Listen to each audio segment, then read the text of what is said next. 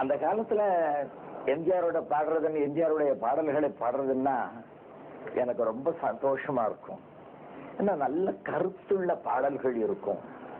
அது பாமர மக்கள்ல இருந்து பெரியவங்க வரைக்கும், குழந்தைகள்ல இருந்து பெரியவங்க வரைக்கும் அத்தனை பேரும் சந்தோஷமா ஏத்துக்கிற விஷயங்கள் அதுல இருக்கும். அதுக்கு உதாரணம், சின்ன பயலே செய்தி கேளடா அப்படின்னு நான் சொல்ல போற வார்த்தையெல்லாம் கவனிச்சு கேளடா, நீ இப்படி இருக்கணும் அப்படி இருக்கணும் உபதேசம் பிள்ளைகளுக்கு பண்ணும் போது பிள்ளைகளும் சந்தோஷப்படுவாங்க, பெரியவங்களும் சந்தோஷப்படுவாங்க. அதோடு மட்டும் இல்லாம தூங்காதே தம்பி தூங்காதே, கடையில தூங்கினா முதல் இழந்துருவே, பள்ளிக்கூடத்துல படிச்சுட்டு இருக்கும்போது தூங்கினேன்னா கல்வியை இழந்துருவே, கடையில தூங்கினா முதல்ல இழந்துருவே அப்படிங்கிற ஒரு நல்ல உபதேசங்கள்லாம் அவர் சொல்லுவாரு. அதோட என்னை பொறுத்த மட்டும் அவர் எப்படின்னா ஒரு தீர்க்கதரிசி. அவருடைய வாழ்க்கையே ஒரு பாடமாக இருக்கும். ஒரு கொள்கையோடு அவர் வாழ்ந்துகிட்டு இருந்தாரு.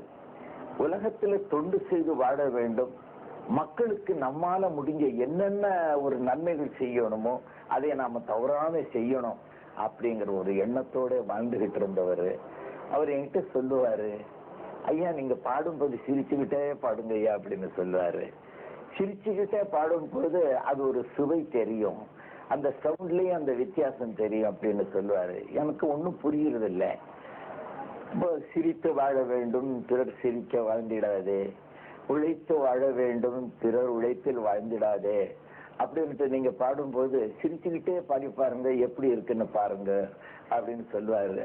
அவர் சொல்றத மனசுல வாங்கிடுவேன்னா அப்ப உடனே எல்லார்ட்டும் சொல்ற மாதிரி, சிரித்து வாழ வேண்டும், பிறர் சிரிக்க வாழ்ந்திடாதே, உழைத்து வாழ வேண்டும், பிறர் உழைப்பில் வாழ்ந்திடாதே, சிரித்து வாழ வேண்டும். அப்போ இந்த சவுண்ட்லயும் ஒரு வித்தியாசமான ஒரு சத்தம் வருகிறது.